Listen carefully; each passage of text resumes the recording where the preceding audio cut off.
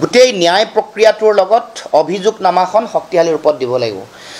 যিটো ভাৰতবৰ্ষৰ যিটো ন্যায় ব্যৱস্থা, এই ন্যায় ব্যৱস্থাত আমাৰ যিটো তদন্তকাৰী সংস্থা SITয়ে যেতিয়া তদন্ত প্ৰক্ৰিয়া চলাই আছে, ইয়াত ভাৰতীয় যিটো ন্যায় সংহিতাৰ সঠিক ধাৰা এই যিখন অভিযোগনামা তাত সংলগ্ন হ'ব লাগিব, শুদ্ধ হ'ব লাগিব, কঠোৰ তথ্য আৰু সাক্ষ্য দাখিল কৰি অভিযোগনামাখন গঢ়ি তুলিব লাগিব, তাৰ ভিত্তিতহে ন্যায় পাব।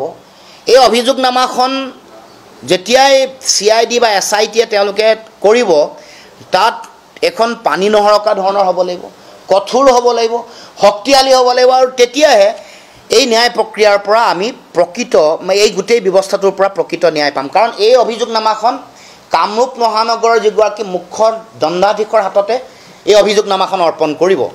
গতিকে আমি সকলোৱে বিচাৰিছোঁ, জনগণেও বিচাৰিছে যে এই যিখন অভিযোগনামা হ'ব এইখন পানী নহৰকা হ'ব লাগে, ইয়াৰ সঠিক আৰু শুদ্ধ সাক্ষ্য হ'ব লাগে, তথ্য সম্বলিত হ'ব লাগে, সেইটো আমি সকলোৱে বিচাৰিছোঁ। আৰু সেইখনে আমাৰ সকলোৰে, এই অভিযোগনামাখনেই জুবিন গাৰ্গৰ ন্যায়ৰ ক্ষেত্ৰত প্ৰধান অস্ত্ৰ হ'ব, এই কথা আমি সকলোৱে জানো। সৌমিত্ৰ শইকীয়াৰ এজনীয়া ন্যায়িক আয়োগ, এতিয়া ন্যায়িক আয়োগেও তেওঁ তদন্ত প্ৰক্ৰিয়া চলাই আছে, সাক্ষ্য লৈছে। এতিয়া ন্যায়িক আয়োগৰ যিটো সাক্ষ্য প্ৰক্ৰিয়া, যিটো তদন্তৰ যেতিয়া প্ৰতিবেদন গঠন হ'ব, নিয়মটো হৈ গ'ল প্ৰতিবেদন চৰকাৰৰ হাতত দিব, বিধানসভাত এখন প্ৰতিবেদন তেওঁলোকে দিব লাগিব। তাত হোৱাৰ পাছত ৰাজহুৱা কৰিবও পাৰে, নকৰিবও পাৰে। যেনেকৈ আগতে তেওহাৰী আয়োগৰ নেলিৰ এখন তদন্ত সেইখন ৰাজহুৱা কৰা হোৱা নাছিল, এতিয়া বা মানৱেন্দ্ৰ শৰ্মাখন এখন আয়োগ ৰাজহুৱা কৰা নাছিল, এতিয়া এইখন যেতিয়া তেওঁলোকে দিব, এখন ৰাজহুৱা কৰিব পাৰে বা সময় ল'ব পাৰে, কাৰণ দুটা বেলেগ বেলেগ প্ৰক্ৰিয়া। এটা CID SITয়ে চলাই আছে, সেইখন কামৰূপ মহানগৰৰ মুখ্য দণ্ডাধীশৰ যেতিয়া দিব তেওঁলোকে কৰিব।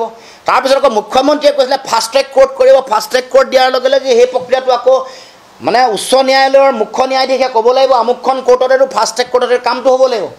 এইটো এটা আইনৰ এই জটিলতাবোৰৰ মাজত যদি ন্যায়িক আয়োগে দিয়া তদন্তৰ প্ৰতিবেদনৰ ভিউটো, দৃষ্টিভংগীটো আৰু ফাষ্ট ট্ৰেক কোৰ্ট বা কামৰূপ মহানগৰ মুখ্য দণ্ডাধীশৰ যিখন কোৰ্টৰ তেওঁলোকৰ তদন্ত প্ৰক্ৰিয়াত যিটো ৰায় আহে, দুইটাৰ মাজত যদি বিপৰীত যদি স্থিতি আহে, তেতিয়া কি হ'ব?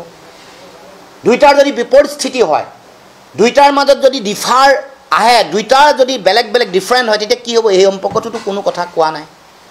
আৰু সিফালে ফাষ্ট ট্ৰেক কোৰ্টে যদি সোনকালে দিয়েও, এইফালে এইখন যদি আয়োগে যদি দীঘলীয়া এটা সময়সীমা ধৰি দিয়া নাই, যদি দীঘলীয়া কৰি থাকে সময় লৈ, সেই আয়োগখনৰ সুৰুঙা লৈ যিসকল অভিযুক্ত আছে, যিসকলক অভিযুক্ত কৰা হয় বা যিসকলক শাস্তি দিয়া হয়, তেওঁলোকে হাৰি যোৱাৰ সুযোগ পাবনে নাপাব? এই মৌলিক প্ৰশ্নবোৰ যিবোৰ আমাৰ মনলৈ সন্দেহ আহিছে, শংকা, এইবোৰ আপোনালোকৰ লগত ব্যক্ত কৰিছোঁ, কাৰণ জনগণক জনোৱাৰ প্ৰয়োজনীয়তা আছে। ইয়াক কোনো ৰাজনীতিকৰণ কৰিব বিচৰা নাই, ৰাজনীতি নহয়, এইবোৰ ন্যায়িক কথা, এইবোৰ প্ৰয়োজনীয় কথা। এই কথা বতৰাবোৰ মই আপোনালোকৰ মাজলৈ উলিয়াই লৈ যাব খুজিছোঁ।